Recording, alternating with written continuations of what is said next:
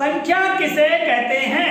वे चिन्ह या संकेत जिनका प्रयोग हम गणना करने में या गिनने में करते हैं उन्हें हम क्या कहते हैं? संख्या। बच्चों, आप लोगों ने कक्षा 3, 4, 5, 6, 7 में कहीं ना कहीं संख्याओं के प्रकारों के बारे में पढ़ा होगा। पढ़ा है जी? बहुत बढ़िया। आज हम इन्हीं प्रकारों के बारे में पढ़ेंगे। क्या के बारे में? तो हमने संख्या के बारे में बता दिया। सबसे पहली जो संख्या आती है वो आती है प्राकृत संख्या। प्राकृत संख्या। यहाँ पर शब्द आया प्राकृत, तो ये प्राकृत कैसे बना है? प्राकृतिक से बना। कैसे बना है? और प्राकृतिक को अंग्रेजी में कहते हैं नेचुरल। क्या कहते हैं? नेचुरल कहते हैं। और ये प्राकृत या प्राकृतिक का मतलब क्या होगा? नेचुरल। और संख्या को अंग्रेजी में क्या कहते हैं? नंबर। स्पेलिंग बोलोगे? हाँ, AUND नंबर। ठीक है, तो प्राकृत संख्या है नेचुरल नंबर। समझना के बाद जी। अब ये नेचुरल नंबर या प्राकृत संख्या कौन सी संख्याओं कहते हैं? देखो, हमने संख्याओं को पढ़ा है और इन संख्याओं के बहुत सारे प्रकार भी होते हैं। ठीक है, अलग अलग प्रकार भी होते हैं। तो पहला प्रकार या पहले नंबर जो प्रकार आता है वो आता है प्राकृत संख्या का। तो ये संख्या जो हम गिनने के लिए 1, 2, 3, 4, 5, 6 ऐसे लगा करके आगे गिनते जाते हैं ना। देखिए, बोलेगा 1, 2, 3, 4, 5, 6, 7, 8, 9, 10, 11, 12, 13, 14, 15, 16। आगे गिनते जाए। हमने यहाँ पर ऐसा डेढ़ का चिन्ह बना दिया। इसका क्या मतलब है? आगे तक और संख्याएं हैं, अनंत तक संख्याएं हैं। तो हम गिनने के लिए 1 से लगा करके अनंत तक की संख्या का प्रयोग करते हैं, है ना। जैसे हमारे पास में कितनी चाक है? एक चाक है। कितने पेन हैं? एक पेन है। यहां पर देखिएगा, यहां पर कितनी चाक है? कितनी चाक है? 5 चाक है। तो हम वस्तुओं को गिनने के लिए आप देखिए इधर बच्चों को गिनते हैं। यहाँ पर 1, 2, 3, 4, 5, 6 लड़कियां हैं। कितनी लड़कियां हैं? 6। तो चाहे वस्तुओं को हो, व्यक्तियों को हो, गिनने के लिए हम जिन संकेतों का प्रयोग करते हैं, जैसे हमने 6 लड़कियां अपने यहाँ लिखा, 6 लड़कियां। तो यहाँ पर लड़कियों की संख्या क्या आ गई? 6। और ये संकेत का हमने प्रयोग किया, ये क्या है? संख्या है। क्या है ये? संख्या है। तो 1 से लेकर के अनंत तक जिनको हम गणना करने के लिए, गिनने के लिए प्रयोग करते हैं उन्हें क्या कहते हैं? प्राकृत संख्या। दूसरा प्रकार आता है, बोलिए, पूर्ण संख्या। अब यहां पर पूर्ण का मतलब पूरा का पूरा, और अंग्रेजी में कहें तो क्या जाएगा? होल। क्या जाएगा? होल की स्पेलिंग क्या है? हाँ, बोलिए। WHOLE, whole. और नंबर, होल नंबर है ना पूर्ण संख्या।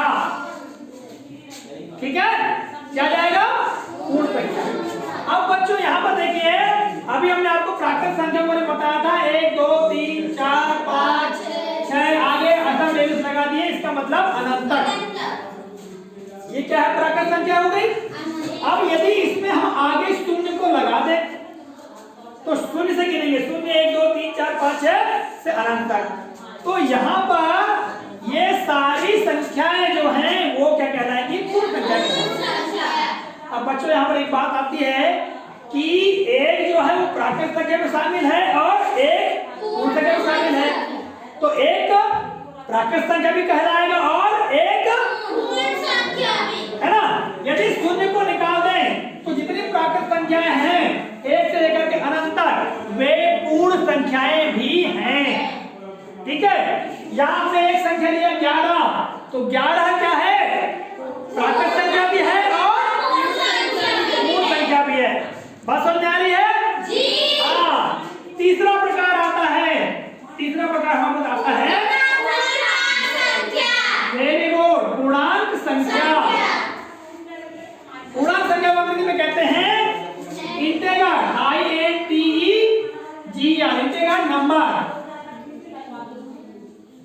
पूर्णांक संख्या।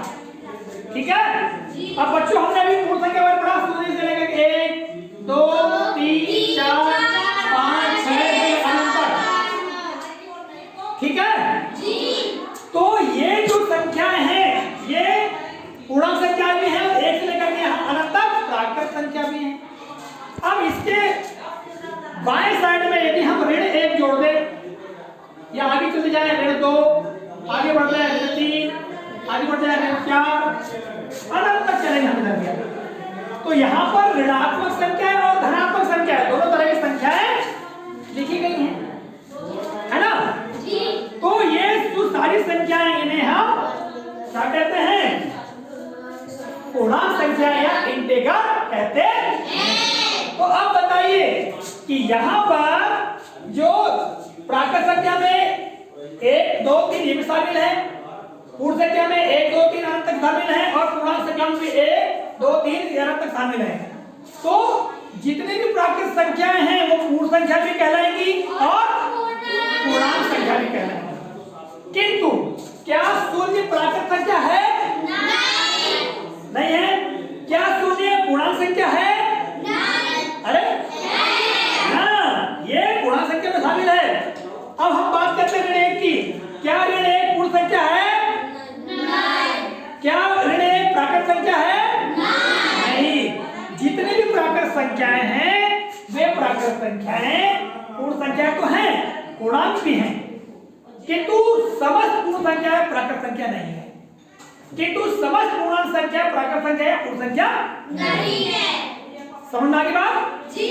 अब बच्चों हम बात करते हैं भिन्न की। क्या बात करते हैं? भिन्न की हम बात करते हैं। भिन्न को अंग्रेजी में क्या कहा जाता है? फ्रैक्शन। क्या कहा जाता है? फ्रैक्शन।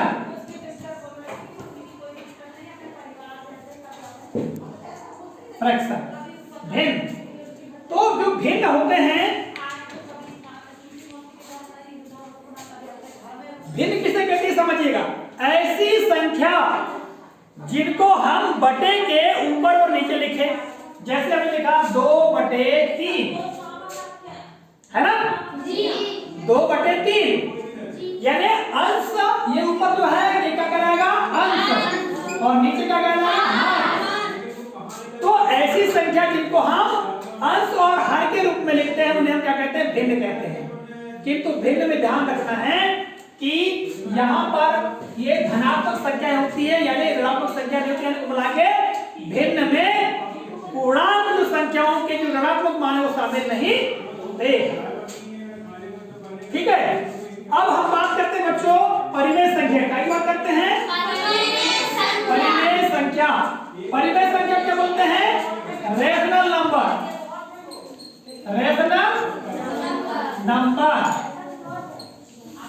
परिमेय संख्या। तो ये जो हमने भी भिन्न लिखा था इसी प्रकार परिमेय संख्या को लिखते हैं। यानी हमने यहाँ लिख दिया 2/3, तो 2/3 एक परिमेय संख्या भी है, किंतु हमने आगे लिखा ऋण 2/3, तो ऋण 2/3 परिमेय संख्या तो है किंतु ये भिन्न नहीं है। ठीक है, बात समझ आ रही है जी? हाँ। तो ऐसी संख्याएं जिन्हें P/Q के रूप में, P मतलब अंश और Q मतलब हर, तो ऐसी संख्याएं जो अंश बटे हर या P/Q के रूप में लिख सकते हो, ऐसी संख्याओं को हम परिमेय संख्याएं कहते हैं। समझ आ गई बात? तो हमने जो मुख्य रूप से आपके लिए काम की संख्याएं हैं, जैसे प्राकृत संख्या, पूर्ण संख्या, पूर्णांक संख्या, भिन्न और परिमेय संख्या, इनके बारे में बताएं, इनके प्रकार के बारे में बताएं, इनके उदाहरण दिखाए हमने।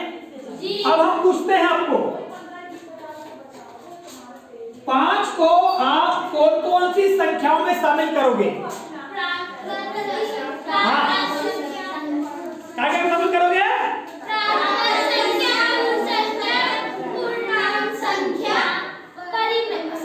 हाँ, कर सकते हैं। अब देखो परिमेय संख्या में शामिल कर सकते हैं।